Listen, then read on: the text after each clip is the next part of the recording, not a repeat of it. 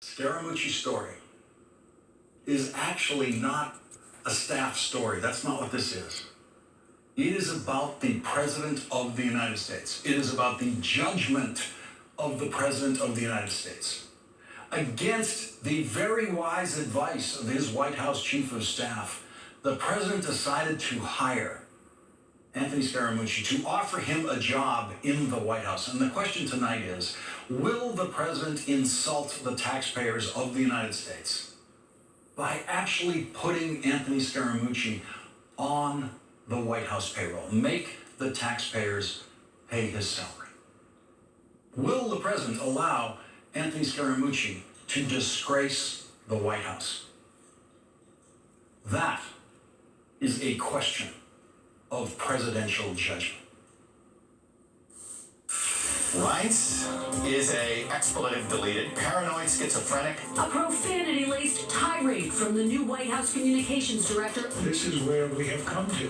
Right, Priebus, if you want to leak something, he'll be asked to resign very shortly. We are a little bit like brothers. Some brothers are like Cain and Abel. You can't even put on air this what he said about Steve Bannon. Where I grew up in the neighborhood I'm from, we're front stabbers. His title is communications. I can't. Sorry. We've got the best people. You've seen the president's criticism of you. Do you think it's fair? Well, it's kind of hurtful. If Jeff Sessions is fired, there will be holy hell to pay. I mean, this is a circular firing squad. This administration is running like a fine-tuned machine. Disaster after disaster after disaster coming out of the White House. My start date is going to be in a couple of weeks. If, after this, they go ahead and put this man in John Adams' White House, we'll have learned even more. This is the degradation of the presidency. Degradation.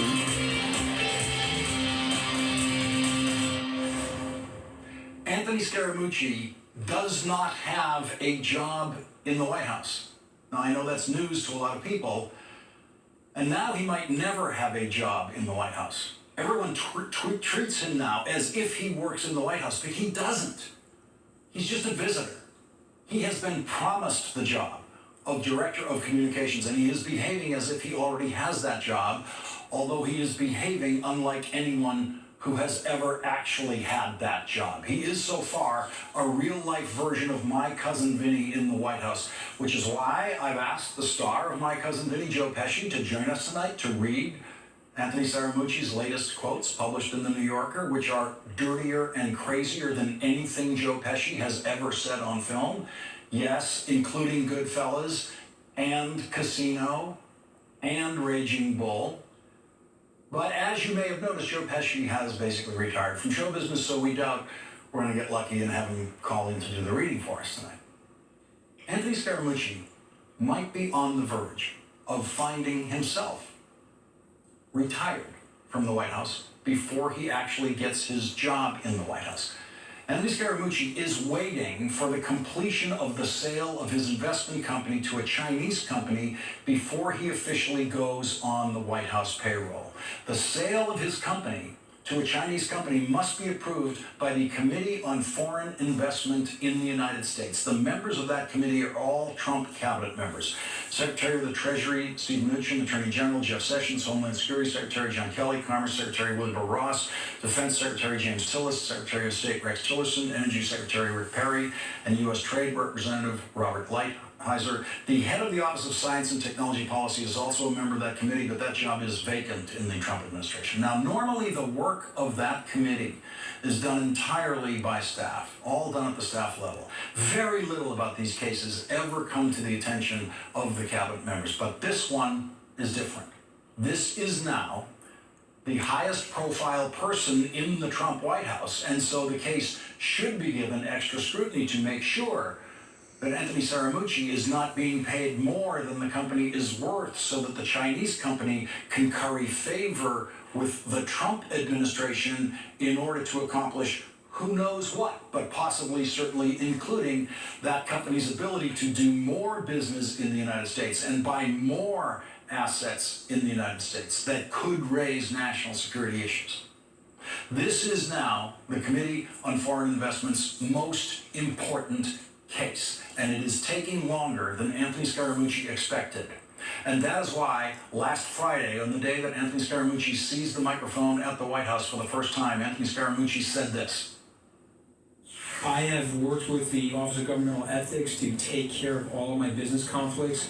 My start date is going to be in a couple of weeks so that it's a 100% totally cleansed and clean.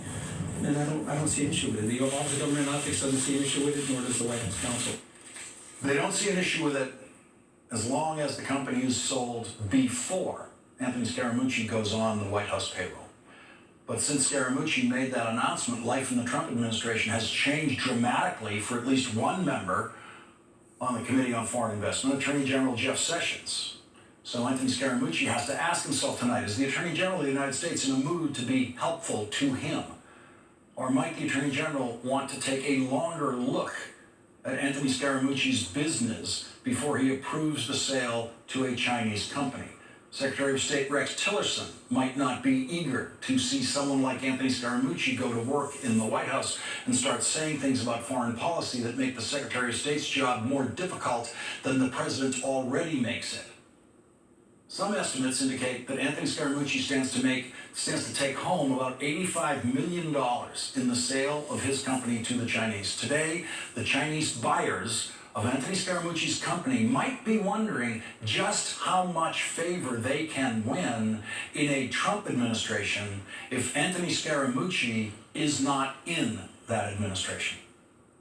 What Anthony Scarmucci said to Ryan Lizza at the New Yorker should prevent Anthony Scarmucci from ever working in government at any level, including state, local, and county government. The only place in American government that would hire anyone like Anthony Scarmucci is the Donald Trump White House.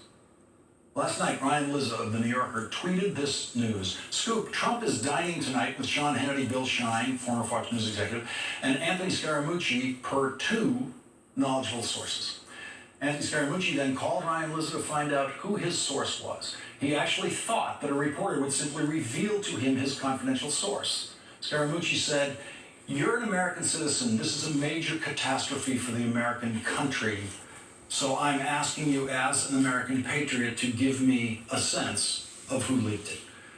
Anthony Scarmucci thinks that the news that he was having dinner with the president and Sean Hannity is, quote, a major catastrophe for the American country. And he thinks a reporter, upon hearing that, will tell him who told him about the dinner. When Ryan Lizza would not tell him the source, Scarmucci said, okay, I'm going to fire every one of them, and then you haven't protected anybody, so the entire place will be fired over the next 2 weeks. They'll all be fired by me. Anthony Scarmucci firmly believed that he already knew the answer to his question. He was absolutely convinced before he made the phone call that Reince Priebus was Ryan Lizza's source. He said to Ryan Lizza, I'll get to the person who leaked that to you. Reince Priebus, if you want to leak something, he'll be asked to resign very shortly. And then, after predicting that Reince Priebus would be fired, Anthony Scarmucci said, Reince is an effing paranoid, schizophrenic, a paranoiac. This is from the man who is so paranoid about who leaked his dinner with the president and Sean Hannity that he's calling up a reporter and asking the source for that reporter, and then telling the reporter that he knows who the source is. Ryan Lizza confirmed today that Reince Priebus was not his source for the information about the dinner. And in effect, then, he confirmed that Anthony Scarmucci is paranoid about Reince Priebus, that he, Anthony Scarmucci, is exactly what he accused Reince Priebus of being. Anthony Scarmucci is so unprofessional. He was no doubt not aware that he was saying all of this on the record. Ryan Lizza says there is a recording of all of this, which we can only hope we are allowed to hear. Anthony Scarmucci attributed this thought to Reince Priebus. Let me leak the effing thing and see if I can block these people the way I blocked Scarmucci for 6 months. Reince Priebus did everything he could to prevent the Trump administration from suffering the invasion of Anthony Scarmucci. Scarmucci is right about that. Reince Priebus did try to block him from working in the White House. The paranoid Scarmucci, who knows nothing about government, said that the leaking of his financial disclosure documents with the government was a felony that he called the FBI to investigate. Those documents were not leaked. They were public information, and nothing about obtaining those documents could ever be illegal. Scarmucci told Ryan Lizza, what I want to do is I want to effing kill all the leakers, and I want to get the president's agenda on track so we can succeed for the American people.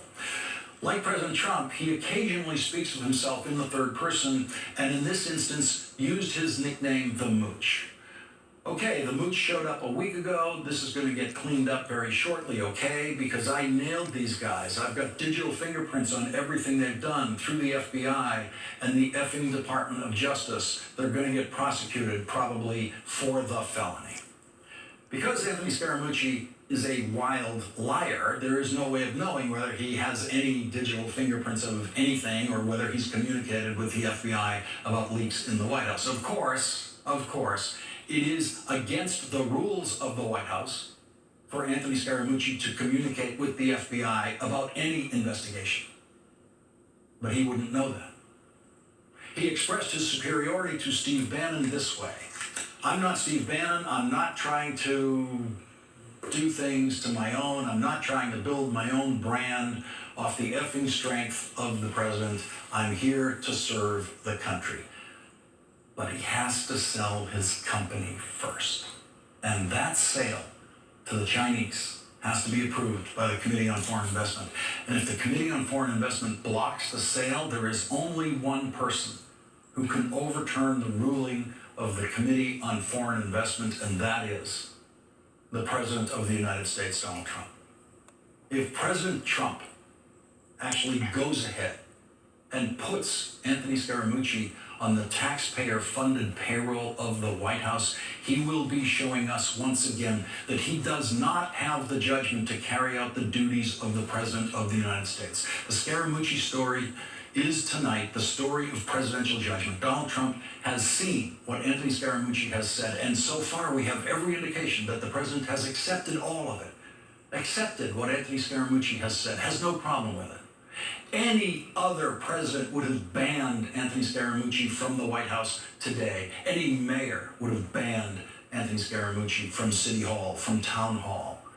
No one with any executive judgment would want a person like Anthony Scarmucci on his team. And if the president says tomorrow that Anthony Scarmucci will not be working in the Trump administration, then, and only then, will we find out just how much the Chinese really do value Anthony Scaramucci's company. Will they pull out of the deal to buy Anthony Scaramucci's company if he does not have influence in the Trump administration? This is a pass-fail moment on presidential judgment. Get rid of Anthony Scaramucci and you pass, keep him on and you fail. If the president knows what's good for him and his White House, not to mention the country, the taxpayer, he will send the mooch back to where he came from. But Donald Trump has never been very good at knowing what's good for his presidency or the country. Coming up, the Obama White House Press Secretary Josh Earnest and George W. Bush White House speechwriter David Frum join us after a break.